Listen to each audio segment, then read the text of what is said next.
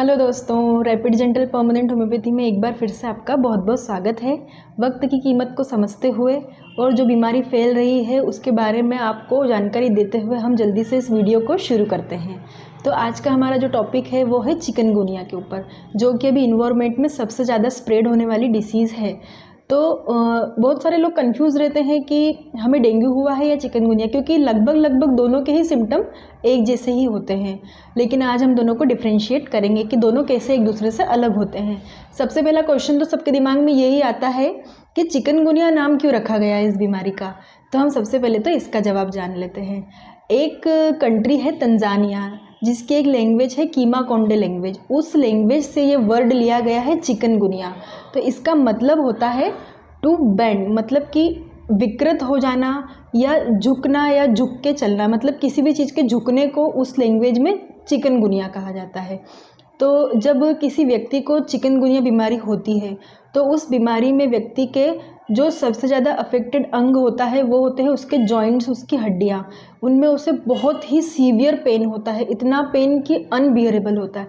तो ऐसी कंडीशन में व्यक्ति बहुत ही झुक के चलता है, पूरा बेंड हो जाता है। तो इसीलिए इस बीमारी को हम चिकनगुनिया नाम से बुलाते हैं।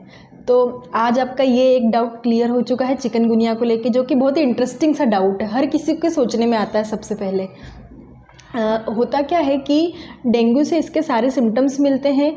एक ही प्रजाति के मॉस्किटो के काटने से ये दोनों बीमारियां फैलती है, मतलब दोनों एक ही स्पीसीज़ के मॉस्किटो होते हैं जो चिकनगुनिया भी फैलाते हैं और जो डेंगू भी फैलाते हैं। लेकिन एक बहुत ही मेजर डिफरेंस होता है दोनों में कि दोनों बीमारियों के वायरसेस अलग अलग होते हैं। चिकनगुनिया एक अलग वायरस से फैलता है और डेंगू एक अलग वायरस से फैलता है। तो इन दोनों वायरसेस को ले जाने वाला जो मॉस्किटो होता है वो एक ही होता है, इसीलिए इन दोनों डिसीजेस में ये एक डिफरेंस पाया जाता है। अगर हम चिकनगुनिया के सिम्टम्स की बात करें तो जो मोस्ट कॉमन सिम्टम्स पाए जाते हैं वो है, सबसे पहले तो किसी व्यक्ति को बहुत ही तेज फीवर आने लगेगा। उसके बाद उसके धीरे धीरे उसके सारे जॉइंट्स में पेन होना स्टार्ट हो जाएगा। ये पेन धीरे धीरे बहुत ही बढ़ जाएगा, अनबियरेबल पेन होता है, बिल्कुल अकड़न सी महसूस होती है। जोड़ों को सबसे ज़्यादा अफेक्ट करता है ये पेन। उसके सारे जॉइंट्स में स्वेलिंग सी होने लगेगी और उसकी बॉडी के ऊपर पिंकिश और रेडिश कलर के रैशेज आना स्टार्ट हो जाएंगे। तो ये सारे उसके सिम्टम्स आते हैं। कुछ पेशेंट होते हैं जिनमें रेस्टलेसनेस फील होती है, उन्हें हेडेक बहुत ज़्यादा होने लग जाता है। तो इस तरीके से कॉमन सिम्टम्स चिकनगुनिया के होते हैं। यही सारे सिम्टम डेंगू में भी देखने को मिलते हैं। इसके पहले मैंने डेंगू का वीडियो डाला है, आप उसे पूरा अच्छे से देखें तो आपको पूरा समझ में आएगा कि आपको डेंगू वायरस का इन्फेक्शन हुआ है या चिकनगुनिया का इन्फेक्शन हुआ है। मैं लिंक में उसका डिस्क्रिप्शन भी डाल दूँगी। तो ये सारे मैंने आप लोगों को सिम्टम्स बता दिए चिकनगुनिया के। अब हम देख लेते हैं कि इसका मैनेजमेंट क्या करना है। तो सबसे पहले तो हमें प्रॉपर रेस्ट लेना है जब तक कि हमारी बॉडी में थोड़ा सा रिलैक्सेशन ना हो जाए, फीवर सबसाइड ना हो जाए, हाथ पैरों में जोड़ों में दर्द कम ना हो जाए, तब तक व्यक्ति को प्रॉपरली कंप्लीट रेस्ट लेना चाहिए।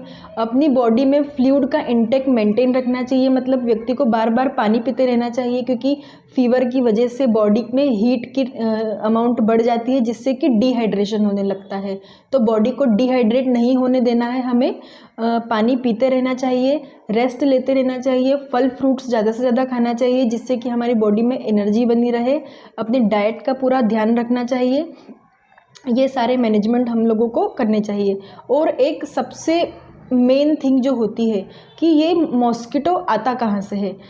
जितनी भी जगह पानी से भरी हुई होगी, जिसमें बहुत दिनों का ठहरा हुआ पानी होगा या बहुत ज़्यादा ठंडा वेदर जहाँ पर रहता होगा, ऐसी जगह पर अगर हम सडनली चले जाएं और वहाँ पर ये मॉस्किटोज़ अगर प्रेजेंट हो, मार्शी एरियाज़ जिन्हें हम कहते हैं, जहाँ पर बहुत ज़्यादा ह्यूमिडिटी या नमी पाई जाती है, तो ये मॉस्किटो हमें बाइट करने का खतरा ऐसी जगहों पर रहता है। तो हमें ऐसी जगहों पर अगर हम जाते हैं तो पूरे प्रोटेक्शन के साथ जाना चाहिए और अपने आप को इन मॉस्किटो के बाइट से बचाना चाहिए। तो प्रॉपर क्लोथिंग करके जाना चाहिए, फुल स्लीव्स के कपड़े पहनना चाहिए, अच्छे से मॉस्किटो प्रोटेक्टिंग क्रीम वगैरह, ऑइंटमेंट वगैरह बॉडी के ऊपर अप्लाई करके जाना चाहिए। ऐसी जगह पर लंबे टाइम तक स्टे नहीं करना चाहिए ऐसी जगह पर, क्योंकि ज़्यादा टाइम तक रहने से ऐसे मॉस्किटोज़ के खतरा बहुत ज़्यादा हो जाता है और इन्फेक्शन होने के चांसेस भी बहुत ज़्यादा बढ़ जाते हैं। तो हमें मार्शी एरिया में पूरी सावधानी के साथ जाना चाहिए और एक लंबे टाइम तक स्टे नहीं करना चाहिए। तो इस तरह के इन्फेक्शन से बचना बहुत ही आसान हो जाता है। तो ये मैंने सारे आपको आज मैनेजमेंट बता दिए हैं इस डिसीज़ के। अब हम कुछ होम्योपैथिक दवाइयों के बारे में बात कर लेते हैं कि कौन कौन सी होम्योपैथिक दवाइयाँ हैं जो डेंगू के इन्फेक्शन में हमें बहुत ही अच्छे से रिलीफ दे सकती है। तो सबसे पहली जो मेडिसिन है हमारी यूपेटोरियम परफोरेट मेडिसिन है। ये मेडिसिन हम पेशेंट को उस कंडीशन में देते हैं जब उसकी बॉडी में बहुत ही ज़्यादा रेस्टलेसनेस होती है, स्पेशली उसके जो जॉइंट्स होते हैं उनमें बहुत ही ज़्यादा पेन होता है, वो पूरी रात सो नहीं पाता है, दिन रात उसके जोड़ों में बहुत ज़्यादा दर्द होने लग जाता है फीवर के साथ में। तो ऐसी कंडीशन में अगर हम किसी व्यक्ति को यूपेटोरियम परफोरेटम मेडिसिन प्रिस्क्राइब करते हैं 200 या 30 पोटेंसी में, तो धीरे धीरे से उसके ये सारे सिम्टम सबसाइड होना स्टार्ट हो जाएंगे। एक मेडिसिन है एकोनाइट मेडिसिन। एकोनाइट मेडिसिन हम पेशेंट को तब देते हैं जब चिकनगुनिया के ये सारे सिम्टम्स एकदम सडनली डेवलप होना स्टार्ट हो जाते हैं। तो ऐसे एकदम एक्यूट कंडीशन में हम पेशेंट को ये मेडिसिन प्रिस्क्राइब करेंगे, फीवर भी बहुत हाई होगा, तो ऐसी कंडीशन में हम एकोनाइट की लोअर पोटेंसी देंगे पेशेंट को, फ्रीक्वेंट डोजेज में देंगे। तो धीरे धीरे से फीवर भी सबसाइड होना स्टार्ट हो जाएगा और सारे सिम्टम्स भी एग्रावेट नहीं होंगे, धीरे धीरे सिम्टम्स भी क्योर होने लग जाएंगे। एक मेडिसिन है हमारे पास अर्निका। अर्निका मेडिसिन भी जोड़ों के ऊपर और हमारी हड्डियों में दर्द के ऊपर बहुत ही अच्छे तरीके से काम करती है। ये मेडिसिन फीवर में भी बहुत अच्छा काम करती है। तो हम अर्निका मेडिसिन भी पेशेंट को प्रिस्क्राइब करेंगे अगर इस तरीके के सिम्टम्स देखने को मिलते हैं। साथ ही अगर पेशेंट में हमें हेडेक देखने को मिलता है, उसका सीवियर हेडेक हो रहा हो, उसकी पूरी बॉडी में ठंडी लग रही हो, उसे हीट और चिल के एपिसोड्स आ रहे हैं, तो ऐसी कंडीशन में हम पेशेंट को अर्निका मेडिसिन की भी 30 या 200 पोटेंसी प्रिस्क्राइब करेंगे तो पेशेंट को बहुत ही रिलीफ होगा। एक मेडिसिन है चाइना ऑफिशिनलिस। चाइना मेडिसिन हम पेशेंट को तब प्रिस्क्राइब करेंगे जब थोड़ा से ही सिम्टम डेवलप होने पर पेशेंट पूरी तरीके से लूज़ हो जाएगा, उसकी वाइटलिटी पूरी तरीके से डिमिनिश्ड होने लग जाएगी, उसमें बिल्कुल भी ताकत नहीं बचेगी। थोड़े से ज़रा से सिम्टम्स भी आने पर वो ऐसा दिखाई देगा, ऐसा लगेगा कि कई दिनों का बीमार पड़ा हुआ हो।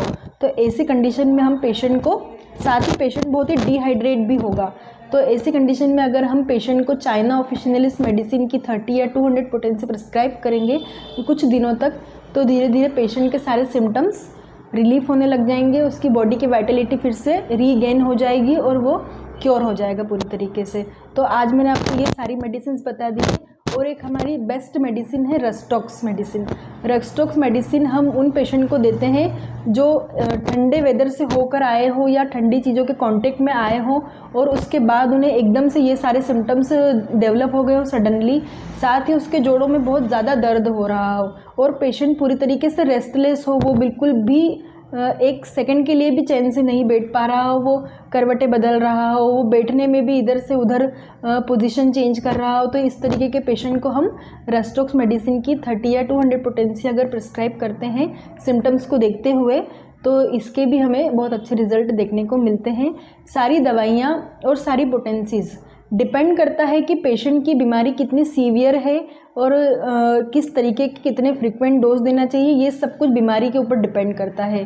तो होम्योपैथिक फिजिशियन की सलाह से दवाई लेने से इसके बहुत ज़्यादा अच्छे बेनिफिट्स मिलते हैं क्योंकि डॉक्टर सारी चीज़ों को देखकर फिर दवाई प्रिस्क्राइब करता है। तो आज के इस वीडियो में मैंने आपको चिकनगुनिया के बारे में बताया है। आई होप कि आपको ये पूरा वीडियो बहुत ही अच्छे तरीके से समझ में आया होगा।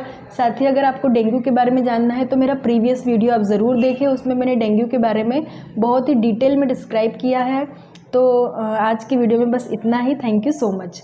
मेरे चैनल को सब्सक्राइब करें, लाइक करें, शेयर करें, ज़्यादा से ज़्यादा लोगों को नोटिफिकेशन बेल को प्रेस करें ताकि मेरा नया वीडियो जब भी कोई आता है किसी डिसीज़ से रिलेटेड तो उसका नोटिफिकेशन सबसे पहले आपके मोबाइल पर आए, आपको सर्च नहीं करना पड़े। Thank you so much.